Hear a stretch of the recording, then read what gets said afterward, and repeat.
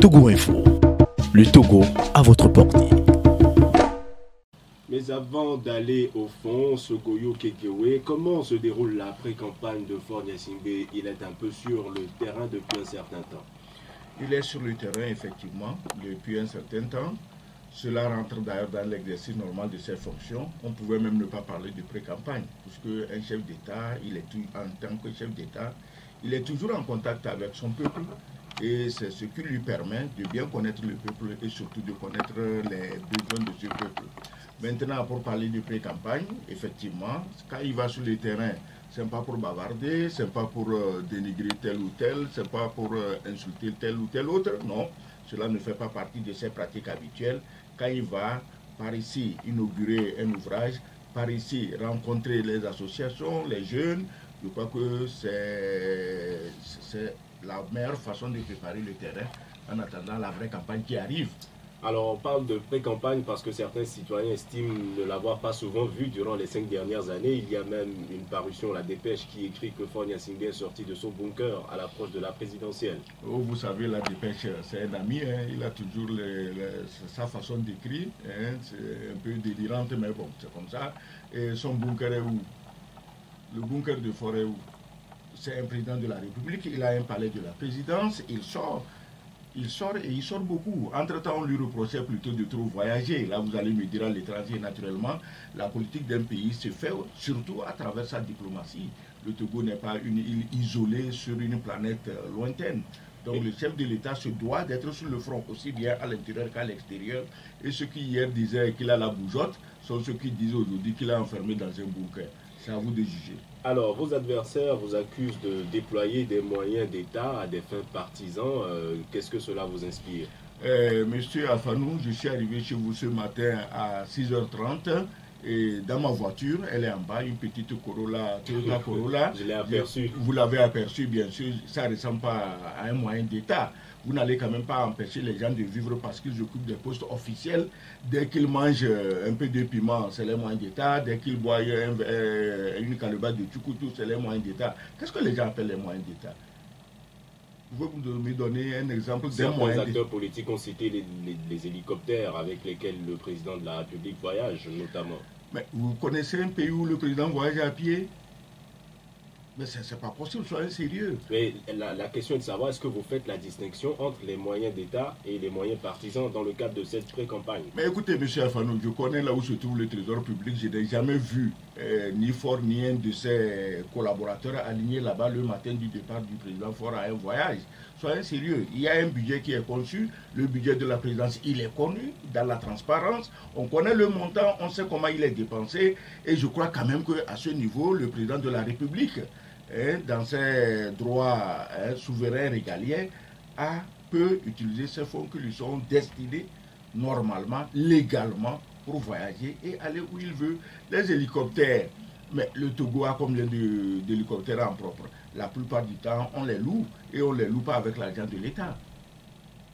Alors, aujourd'hui, la logique du coup KO, est-ce que vous êtes réellement dans cette dynamique pour la présidentielle? Non, écoutez, il ne faut pas sous-estimer les adversaires. Nous allons à une élection et chacun essaye de mettre de son côté les chances pour gagner. Le coup KO, ce n'est pas nous qui le diffusons, ce n'est pas nous qui en parlons, mais c'est les autres acteurs qui se préparent eux-mêmes à tomber au premier coup KO. Ce n'est pas nous, c'est eux-mêmes qui se préparent. Si vous suivez les réseaux sociaux, et vous les suivez, puisque vous êtes journaliste et surtout animateur d'émissions, vous voyez que le parti UNIR n'a rien fait pour que quelqu'un tombe au premier coup. Mais les adversaires, les candidats de l'opposition, entre eux, sont en train de s'asséner les coups. Et quand quelqu'un tombera, ce n'est pas la faute d'UNIR. UNIR, nous sommes dans le positif, nous ferons une campagne et nous la ferons de sorte à gagner. Et si les autres nous aident à faire un coup KO, nous leur dirons merci.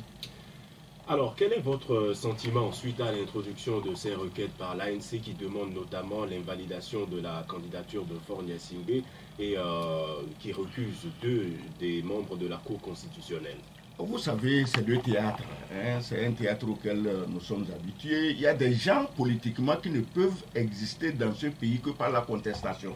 C'est-à-dire que s'il reste 1 ou 2 jours, 2 ou 3 minutes, sans proférer une contestation, un dénigrement, une insulte contre les autres, il n'existe pas. Alors, pendant que nous approchons de la campagne électorale, bon, celui qui introduit ces requêtes sur le terrain, il ressemble à quoi? On sent quoi? On sent rien. Nous, vous avez parlé de la tournée du président Faure Gnassingbé. Il est en contact avec la population de Lomé jusqu'à Dapaon.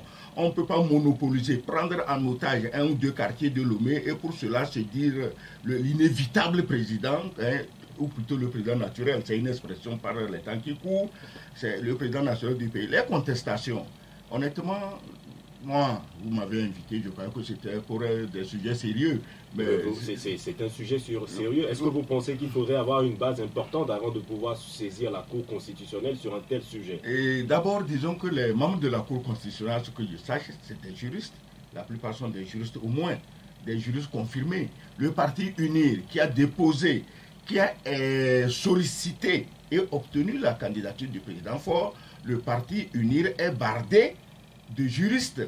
Je ne vois pas le parti uni commettant une erreur juridique en allant déposer la candidature du président Faure, et je ne vois pas la Cour constitutionnelle en train d'accepter cette candidature, ça ressemblerait plutôt à un piège, en train d'accepter cette candidature tout en sachant qu'il y a des points de contestation dans cette candidature. Moi, je ne le crois pas, et sauf si le candidat Fabre nous prouve que juridiquement, il est plus calé que tous ces gens, on pourra en parler. Sinon, alors, pour moi, ce n'est même pas un sujet. L'argument juridique, c'est l'article 158 qui dit que les mandats en cours et passés ne sont pas pris en compte dans le décompte de nombre de candidatures, ce qui permet à Faure Gnassingbé d'être à nouveau candidat sur la lettre. Maintenant, l'ANC estime que cet article a été modifié uniquement sur proposition d'un seul député, alors qu'il faudrait que ce soit par un projet gouvernemental ou par le 5e de l'Assemblée nationale. Écoutez, Jean-Pierre Fabre s'est promené au moins pendant 5 ans à l'Assemblée, il n'avait rien proposé. Ce n'est pas la peine aujourd'hui de venir nous dire si c'est un député ou 1000 députés qui ont proposé quelque chose. Que disent les textes précisément? Est-ce qu'un seul député, dans le cadre d'une modification constitutionnelle, peut proposer qu'on modifie un article? À lui d'apporter la preuve de ce qu'il dit. Je ne suis pas à l'Assemblée. C'est ce qu'ils affirment. Oui, tout le monde peut. Test à l'appui.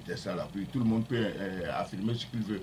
Que disent les tests? En fait, nous, vous savez, on connaît cette façon de faire. On tourne en rond et on cherche la petite bête. On fouille avec des lunettes électroniques. Là, vous pensez qu'il y a une petite bête? On cherche là, on ne l'a même pas encore trouvé. Mais on parle, en fait, M. Afanou nous assistons en quoi? M. Fabre est en train de labourer son champ des contestations post-électorales, c'est tout. C'est pourquoi le jour des élections, comme vous aviez parlé ici d'un coup KO, quand il sera tombé au premier coup KO, il dira, je vous avais dit qu'il y a telle défaillance juridique, la candidature même n'était pas légale. C'est tout ça qu'il est en train de préparer. Honnêtement, je ne suis pas juriste. Justement, est-ce que vous pensez que les juristes devraient davantage se pencher sur cette question? À combien de jours des élections? Soyez sérieux. Pourquoi à chaque fois, à 2 ou 3 jours des élections, on se lève et on brouille toutes les cartes au lieu de faire la campagne, on reste à Lomé pour brouiller les cartes. Selon ce qu'ils expliquent, ils n'avaient pas l'opportunité de saisir la Cour constitutionnelle à moins que celle-ci ne valide leur candidature, ce qui a été fait il y a quelques jours. Ben, écoutez, vous faites bien de souligner que la même Cour a validé leur candidature. On fait quoi? Il n'a qu'à donner l'exemple en se retirant, en disant la Cour qui a validé ma candidature n'étant pas légitime, n'étant pas légale, je ne suis pas partant. Pourquoi il ne le fait pas? Pour donner l'exemple. Alors, quelle décision espérez-vous de la Cour constitutionnelle par rapport à ces requêtes? Monsieur Afanou, je vous ai dit que la Cour constitutionnelle est constituée d'hommes extrêmement expérimentés et juridiquement calés. C'est-à-dire que c'est des gens, ils savent exactement ce qu'ils font. Ils ont fait le droit, je ne sais pas, depuis l'université, et ils exercent dans le domaine, certains depuis plus de 20 ans, 30 ans, 40 ans. Et pourtant, ça n'a pas empêché les Nations Unies, par exemple, de demander la relecture d'un texte voté à l'Assemblée. Oui, les Nations Unies sont dans leurs droits parce qu'ils sont à la recherche du meilleur. Alors, si je ne dis pas que les juges, parce qu'ils ont de l'expérience, sont infaillibles, non, ce ne sont pas des hommes, c'est des humains. Ils peuvent faire une erreur, ou bien il peut avoir une insuffisance, et il est du devoir des Nations Unies, qui d'ailleurs, qu'on doit remercier, qui se penchent beaucoup sur notre pays. Actuellement, les systèmes des Nations Unies mènent beaucoup d'actions, beaucoup d'activités, beaucoup de contacts pour nous assurer des élections apaisées. Maintenant, pour revenir à la requête, et qu'est-ce que les juges de la Cour constitutionnelle vont dire? Mais ils diront ce qu'ils ont fait. La candidature est là. On ne va pas recommencer aujourd'hui une procédure. Vous savez combien de temps ça prendrait si on voulait se lancer dans ce genre d'argument ou d'argutie? Mais s'il y avait une faille, vous dites qu'ils ne sont pas infaillibles, s'il y avait une erreur, il faudrait respecter la loi. S'il y avait une erreur, il serait même dans les premiers à la signaler. Il n'y a aucune erreur. Nous sommes ici dans l'usine habituelle de l'ANC qui fabrique des erreurs. Voilà. Nous allons maintenant voir ce que les auditeurs en pensent. Le 91 09 71 71 ou le 96 61 58 58. À votre avis, la candidature de Faure Gnassingbé risque-t-elle réellement l'invalidation? Les juristes, s'il y en a de connus qui sont à l'écoute, vos appels nous feraient plaisir. Le 91 09 71 71 ou le 96 61 58 58. Auditeur en ligne, allô? Bonjour. Monsieur Kodjo, comment allez-vous? Alors, en toute tempérance, allez-y, nous vous écoutons.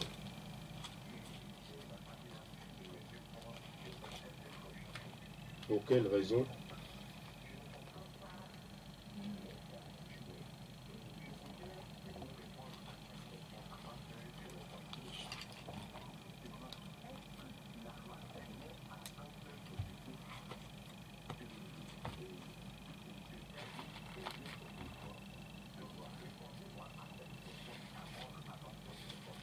À ça, la réponse qu'il a eu à donner, c'est qu'il n'était pas juriste et qu'il n'était pas à l'Assemblée.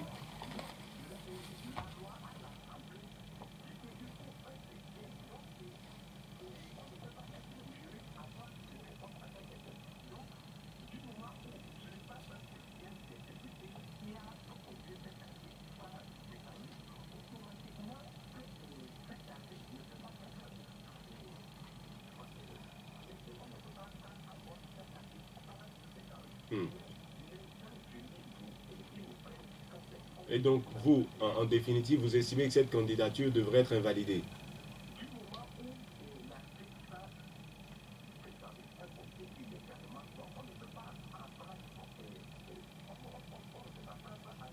Alors, la question est de savoir, est-ce que cette candidature risque réellement l'invalidation, à votre avis?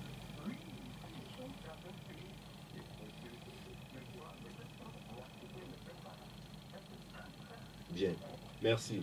Merci, Monsieur Kodjo, d'avoir participé à ce débat.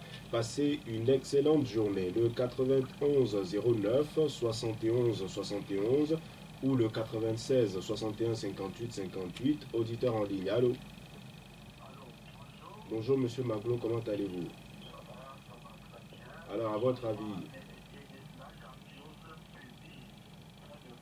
c'est presque terminé. Il ne reste plus que 5 jours à peu près. Alors... Bonjour, bonjour. Ah bon, c'est monsieur? Monsieur Maglo. Ah, d'accord, d'accord, enchanté. Ah oui, oui, je vois. Je vous souhaite prompte fin de janvier. Comme l'a dit Afanou, c'est dans à peine 2 ou 3 jours. Est-ce que la candidature de Faure Gnassingbé risque réellement l'invalidation?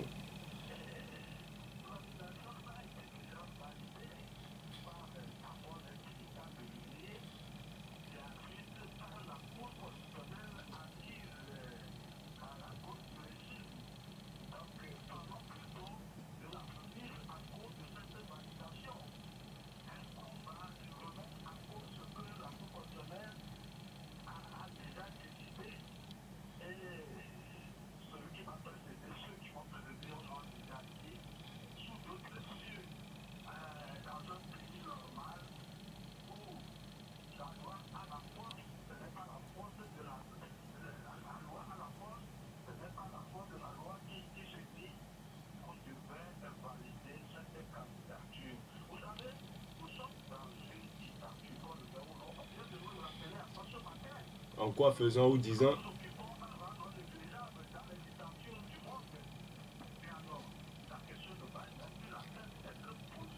Bien.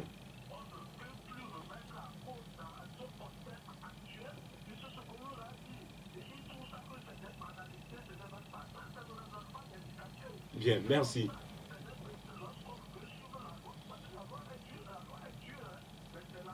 Merci.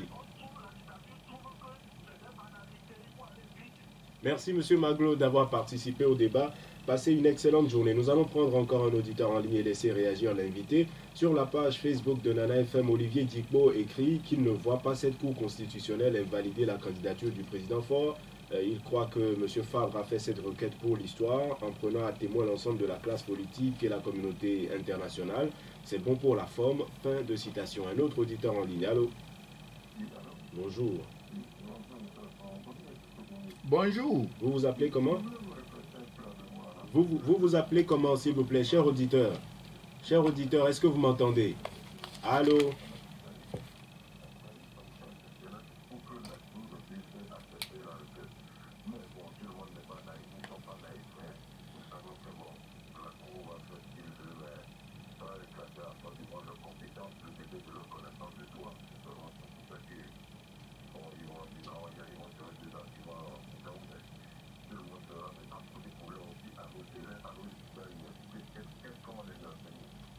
Bien.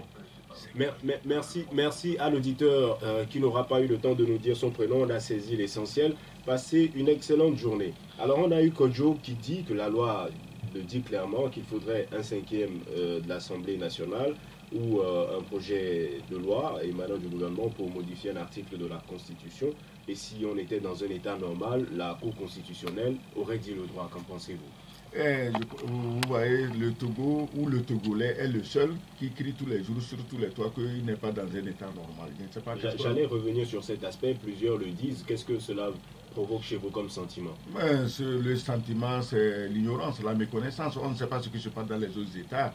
Alors on vit chez soi, on croit qu'on est dans le pire, alors que le pire est ailleurs. Ils le disent peut-être parce que chez eux, à chaque fois que des élections sont organisées, c'est le même camp qui l'emporte à plusieurs échéances sur plusieurs décennies, et qu'à chaque fois qu'ils estiment que le droit doit être dit, c'est autre chose qui est annoncé. Dans ce cas, pourquoi ne pas se préparer sur le terrain pour gagner ces élections? Ce n'est pas les arguties de droit adressés à la Cour constitutionnelle qui font gagner les élections. Vous pensez qu'il faut aller sur le terrain? L'occupation du terrain qui Il faut occuper le terrain, oui, il n'y a pas de miracle. Donc vous ne croyez pas à la thèse qui dit que l'opposition a souvent gagné des élections au Togo sans jamais être proclamée victorieuse? L'opposition au Togo, d'abord, s'ils veulent gagner les élections, ils n'ont qu'à aller unis. C'est eux-mêmes qui se neutralisent mutuellement. Vous ne pouvez pas vous neutraliser mutuellement et après vous accusez celui qui a gagné. Soyez sérieux, il n'y a pas de miracle, non. Aujourd'hui, il y a 7 candidats. Le candidat uni qui se trouve être au pouvoir est seul dans son camp.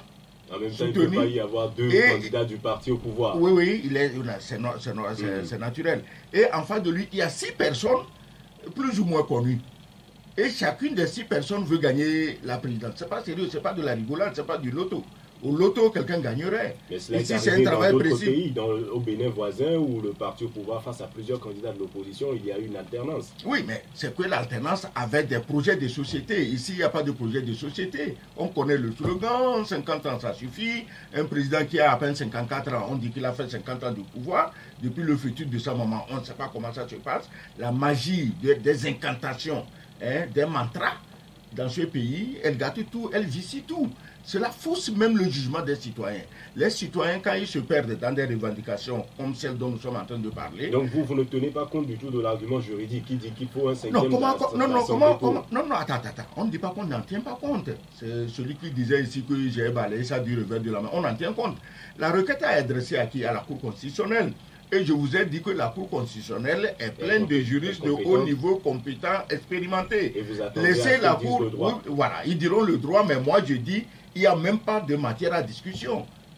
Alors, M. Maglo dit que cette candidature est déjà validée, il n'y a même pas à s'inquiéter, là, parce que la Cour est acquise au pouvoir. Qu'est-ce que vous en pensez? Mais il porte la responsabilité de se dire, c'est quoi quelqu'un qui est acquis au pouvoir? Il ne faut pas que les gens sortent des formules magiques. C'est peut-être quelqu'un qui ne prend jamais de décision, qui va à l'encontre des intérêts du parti au pouvoir. Mais écoutez ceci, vous êtes à la maison, vous avez vos enfants, vous ne pouvez pas, le matin, votre enfant n'a rien fait, vous lui donnez une fessée parce que vous craignez que les voisins disent que votre enfant est gâté. Non, si le parti au pouvoir, il y a eu des contestations où la Cour constitutionnelle dans ce pays a donné raison à un contestataire contre le parti au pouvoir. Ça, c'est déjà arrivé. Je n'ai pas la date pour vous la citer, mais vous savez que c'est arrivé. Alors, dire chaque fois que la Cour constitutionnelle ou toute autre institution dit le droit, tant que On le dit en faveur du parti au pouvoir, c'est qu'on est inféodé, c'est qu'on est acheté, c'est qu'on est ceci, c'est qu'on est cela. Monsieur Afanou, tout ça ne sert à rien, absolument à rien. Les gens veulent être président de la République, ils n'ont qu'à travailler sur le terrain avec les citoyens togolais. Ce juridisme-là, combien de Togolais le comprennent? Ça devrait interpeller si interpeller qui? Le niveau des citoyens, est-ce qu'ils sont à même mais les citoyens, il faut Attends, les citoyens, je suis d'accord, il faut les former. Depuis 1991, on ne forme pas les citoyens, on les déforme avec la manipulation, hein, la démagogie. On promet tout de suite. Hein.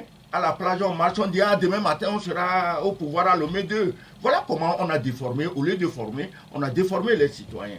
Aujourd'hui, vous ne pouvez pas. Ces citoyens que vous avez intoxiqués vous-même, depuis plus de 30 ans, comptez sur eux pour comprendre quoi que ce soit. Ils en ont marre. Ce n'est pas lié au niveau de l'éducation dans le pays. Mais le Togo a une des populations les mieux éduquées. Vous n'allez quand même pas dire le contraire.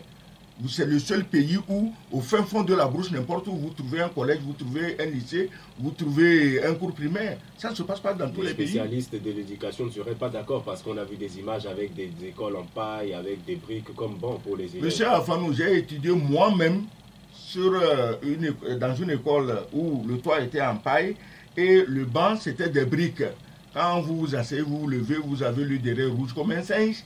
Mais ça ne m'a pas empêché d'étudier. Et ce n'était pas fort qui était au pouvoir. Mais aujourd'hui, vu l'évolution globale de la planète, 50, 60 ans après, juste une estimation, est-ce que vous trouvez que ce soit toujours le cas normal ici? On ne finit jamais de construire un pays. Et vous savez, dans nos pays à forte natalité, nous sommes des pays africains du tiers-monde à très forte natalité. Donc, à chaque fois, effectivement, il faut augmenter. Pourquoi on montre une école complètement, disons, délabrée, en pleine brousse, sans compter toutes les écoles construites? Avec les différentes choses, les différents projets, l'État, le budget de l'État en construit, la BID en construit, toutes les partenaires en construisent. Mais ces écoles ne sont pas construites dans la maison de quelqu'un. C'est sur tout le territoire togolais. Maintenant, quand vous prenez votre microscope électronique, vous allez au fin fond de Bassar ou de je ne sais où, j'ai vu l'image, hein, pour dire ah, voilà à quoi ressemblent les écoles sous le régime uni. Mais ça veut dire quoi? C'est de la mauvaise foi. Et le dernier intervenant que nous avons eu dit que le peuple n'est pas naïf et que cela prouvera le degré de compétence de la Cour constitutionnelle.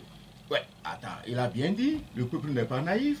La Cour constitutionnelle fera son travail, on verra la vie aussi du peuple. Mais vous voulez quoi? Qu'on passe sur le sujet à référendum? Qu'est-ce qu'on fait? Proposez-nous une solution. Le 91 09 71 71 ou le 96 61 58 58. À votre avis, la candidature de Faure Gnassingbé risque-t-elle réellement l'invalidation? Un autre auditeur en ligne. Allô? Bonjour, monsieur Coco. Bonjour, monsieur Antoine. Comment allez-vous? Allez-y, nous vous écoutons d'Agoué. Merci.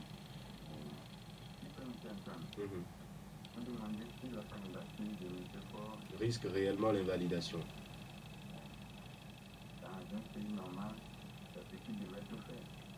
Pourquoi, parce que l'invité a posé la question, pourquoi estimez-vous que le Togo est un pays anormal?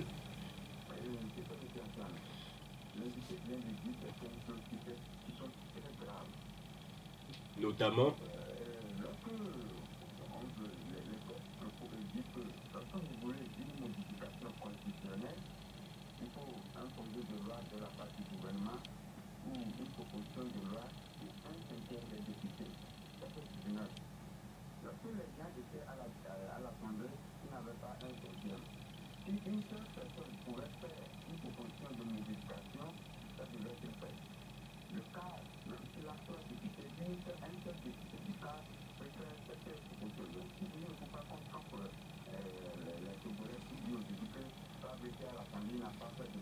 alors, est-ce que c'est cela qui fait pour vous du Togo un pays anormal? Un ou deux éléments pour que l'invité puisse vous suivre.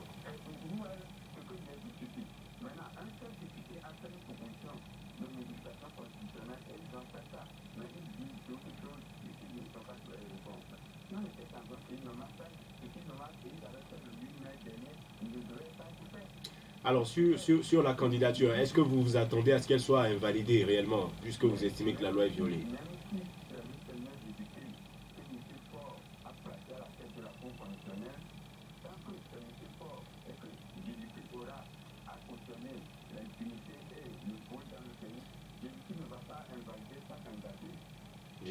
Merci, Monsieur Kokou, d'avoir participé au débat. Passez une excellente journée. Le 91 09 71 71 ou le 96 61 58 58. Nous avons le temps de prendre d'autres auditeurs en ligne. À votre avis, la candidature de Faure Gnassingbé risque-t-elle réellement l'invalidation? Un autre auditeur en ligne. Allô? Allô? Auditeur en ligne, allô? Alors apparemment il est un peu distrait. Nous allons poursuivre avec les réactions sur la page Facebook de Nana FM, où on a notamment à côté Kankwe qui écrit que ce ne serait pas du vivant de ceux que Faure Gnassingbé a nommés pour garder son fauteuil jusqu'à la fin de sa vie, car il a confiance en eux. Il sait qu'ils ne diront jamais le droit. Fin de citation. Un autre auditeur en ligne. Allô? Allô? Bonjour. Vous vous appelez comment? Louis, vous nous appelez d'où? Allez-y, nous vous écoutons.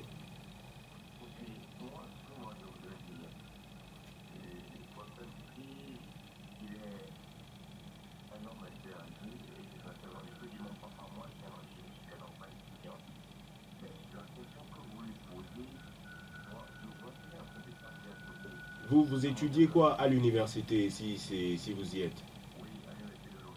Qu'est-ce que vous étudiez? Alors, à votre avis, est-ce que, au regard de l'histoire du Togo, l'histoire récente comme ancienne, la candidature de Faure Gnassingbé risque réellement l'invalidation?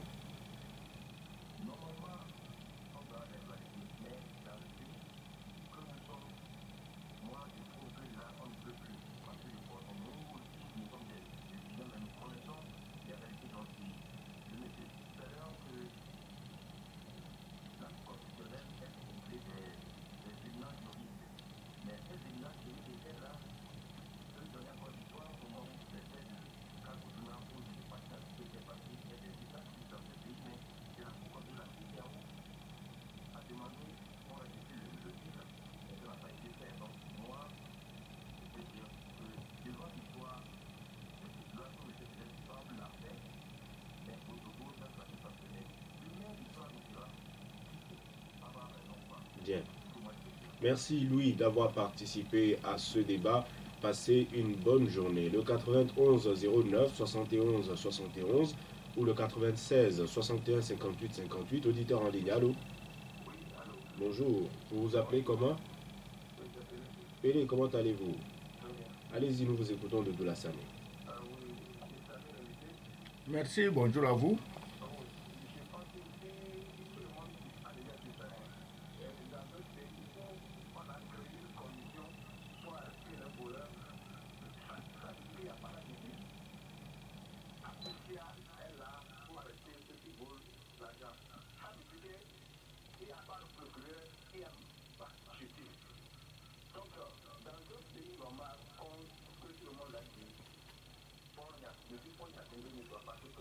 Alors pour vous, qu'est-ce qui fait du Togo un pays anormal? Je vais lui répondre.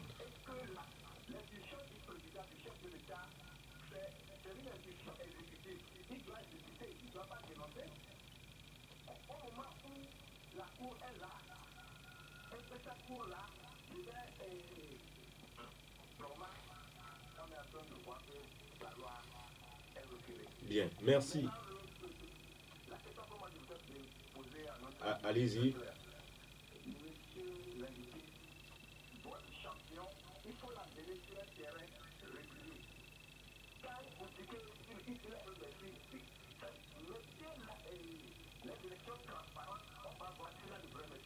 À votre avis, qu'est-ce qu'il faut pour une élection transparente, M. Péné?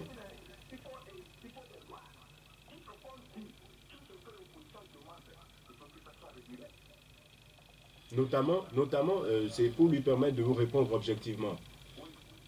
Notamment, c'est-à-dire, qu'est-ce que vous attendez?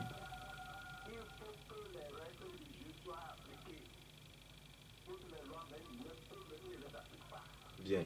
Merci à M. Pelé d'avoir participé au débat. Passez une bonne journée. Nous allons commencer par lui. Il dit que parce qu'on a dû mettre en place une haute autorité pour lutter contre la corruption, les détournements de fonds, c'est parce que la justice n'existe pas. Mais écoutez, la police, la haute autorité, Elle n'est pas jugée partie. Elle n'a pas, elle s'est pas constituée de gendarmes, de policiers qui prennent les gens, qui les mettent en prison. La haute autorité ne travaille qu'avec la justice. Les cas avérés sont envoyés au procureur de la République. Donc, je ne sais pas en quoi l'existence de cette commission contredit l'existence de la justice. Parce que sans la justice, on ne peut pas arrêter les gens et les enfermer. Si on le faisait, ils dénonceraient. On ne le fait pas, on dénonce aussi. On veut quoi? Quelque chose de son contraire? Alors, Fornia Singbe, vous le considérez aussi comme Messi, le sextuple Ballon d'Or? Et Messi, vous parlez de Messi le footballeur, Messi. parce que je croyais que vous parliez de Messi dans le sens religieux. C'est au footballeur que le ministre Bawara l'a comparé. Oui, mais le ministre Bawara l'a comparé à Messi, parce que Bawara, il aime le football et il aime Messi. Moi, je ne suis pas forcé de le comparer à Messi, mais il est le meilleur. Simplement. Simplement. Alors, M. Pelé vous demande de l'amener sur un terrain régulier où il pourra se mesurer aux autres avec les mêmes chances. Si c'est l'histoire d'un cinquième des députés et de la plainte au niveau de la Cour constitutionnelle qui n'est pas régulier, bon, la preuve, on a le droit d'en parler. Vous voyez, nous sommes dans un pays tellement normal que à 2 jours des élections, quelqu'un, un candidat d'ailleurs, peut se lever pour dresser des choses trappes sur la route d'un autre candidat. Maintenant, en dehors de ça, qu'est-ce qui n'est pas régulier? Toutes les institutions électorales fonctionnent normalement. Il y a la CENI. La CENI, on envoie des représentants, le lendemain, on les retire pour ne pas être confondus. Pour dire, ah, vos hommes étaient là-bas, on les retire. Mais la CENI continue son travail sur la base du code électoral que tout le monde peut se procurer et que tout le monde peut lire. Donc, c'est pas normal, c'est pas normal. Le Togo n'est pas normal, le Togo n'est pas ceci. Moi, je trouve que le Togo, c'est le pays le plus beau. Et c'est le pays le plus normal aussi. Et pourtant, sur les conditions d'organisation, un autre candidat, Aguillaume Kojo, lui-même avec un membre à la CENI et son parti représenté, estime que les conditions ne sont pas réunies pour la transparence de l'élection. Et il base ses estimations-là sur quoi? Sur la rhétorique. La mauvaise foi, le désir de nuire, c'est tout, il n'y a rien. Il dit quoi pour étayer cette affirmation? Il a notamment parlé de l'irrégularité de la constitution de la Cour constitutionnelle, qui devrait comporter 9 membres, mais n'en a que 7 notamment. Et cette Cour constitutionnelle, c'est elle aussi qui a avalisé sa candidature. Il fait comment? Comment il dénonce ça? Le meilleur moyen de dénoncer aussi, c'est de dire je ne suis plus candidat. Louis de Lomégan, il dit qu'il connaît les réalités de son pays et par rapport à la compétence des juges togolais, il dit que la CEDEAO et plusieurs autres décisions internationales ont défait ce que nos juges ont fait ici et prouvé qu'ils n'étaient pas dans le droit. La CEDEAO d'ailleurs ne défait jamais des décisions qui relèvent de justice de la CEDEAO, qui relèvent de la souveraineté d'un État. Ce n'est pas le rôle de la CEDEAO. La CEDEAO, c'est vrai, dans un cadre précis, peut donner ses avis dont les juges ou disons les institutions de l'État tiennent compte pour améliorer. Mais le Togo a été condamné à plusieurs reprises quand même. Vous connaissez un pays qui n'est pas condamné, qui n'est jamais condamné dans sa vie. Citez-moi 2 ou 3. Non, et arrêtons ça. La CEDEAO, vous savez, le dernier fake news, parce que les gens ont installé des usines à fabriquer les fausses nouvelles. La dernière fausse nouvelle, c'est que le chef, le responsable de la CEDEAO, Jacques Brou, a dit il n'y a pas de 3e mandat. C'est des fake news. Il a dû démentir hier. C'est pas normal. On ne peut pas continuer comme ça. C'est nous qui invitons la CEDEAO, elle vient, on la ridicule. Nous-mêmes, on se tourne en bourrique devant la CEDEAO. La CEDEAO, écoutez, c'est une institution très sérieuse, respectée au niveau de l'UA, au niveau de l'ONU, partout. Mais regardez ce que nous en faisons. Et puis, M.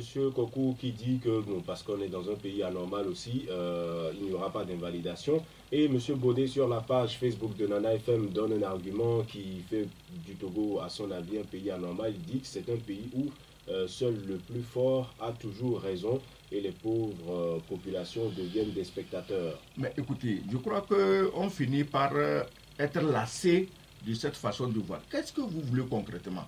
On conteste les élections, on conteste leur organisation, tout est ouvert. Vous êtes là-bas, vous êtes représentés, vous continuez de contester. Dites-moi, bon, je ne sais pas, le président Faure, il doit prendre un décret pour nommer quelqu'un président de la République? C'est la dernière chose qu'il reste à faire. Parce que les élections, vous êtes candidat et vous agissez comme si vous n'êtes pas candidat. Vous êtes candidat, vous ne faites pas de campagne.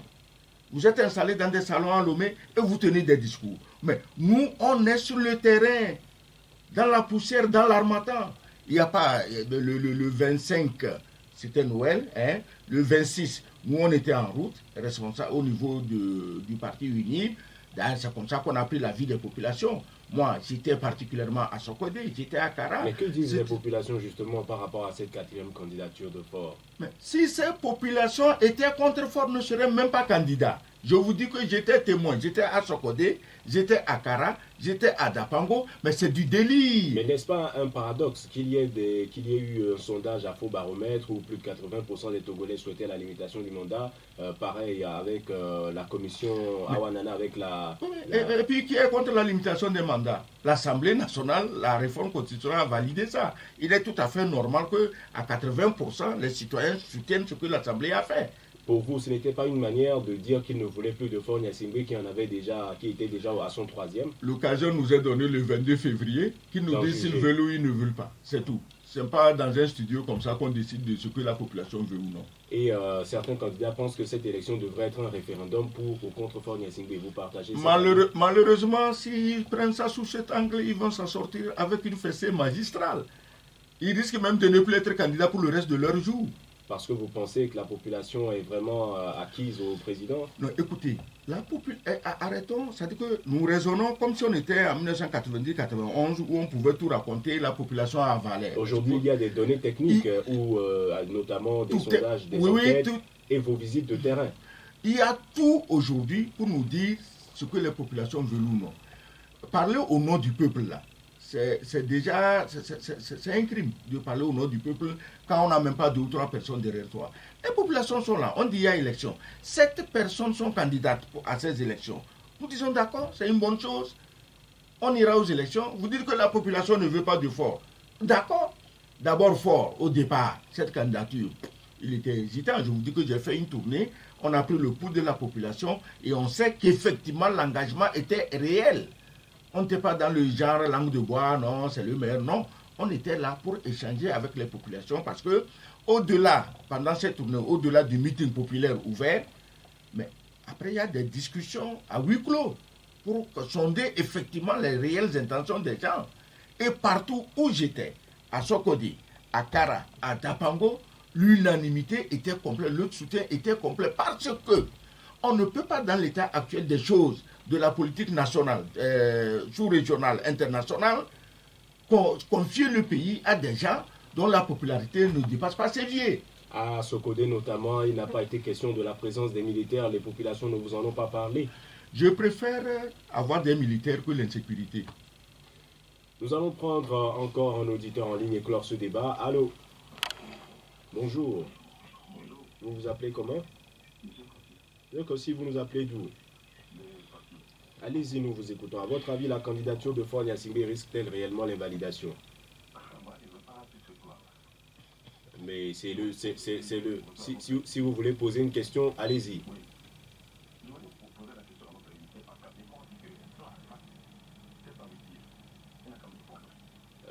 Bien, s'il a des éléments pour vous répondre, ce sera tout, Kossi. Alors, monsieur Kossi, ce sera tout. Vous vouliez poser une question. Bien. Monsieur Kekewe va vous répondre. Passez une bonne journée, Kossi. Allez-y.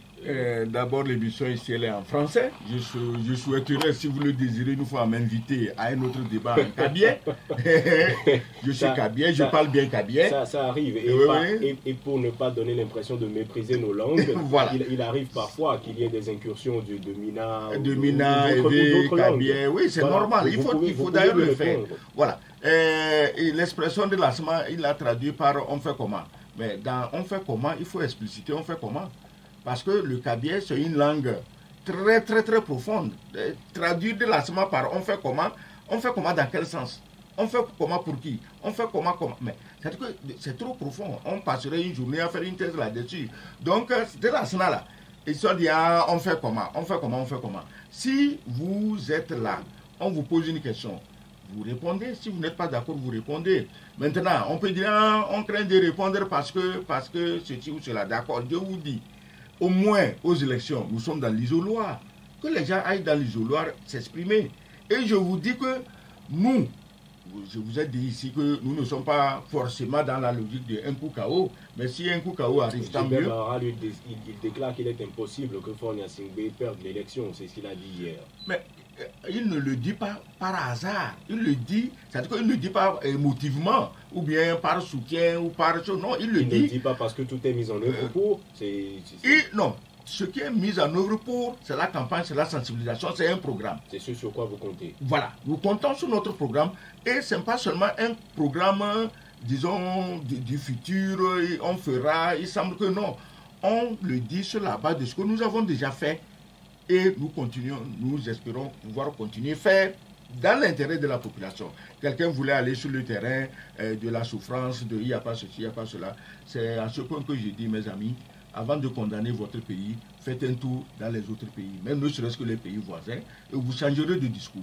Alors, en même temps, votre mot de la fin, certains estiment que Faure Gnassingbé est le meilleur candidat pour l'opposition parce qu'il a un bilan difficile à défendre, le bilan du mandat social notamment.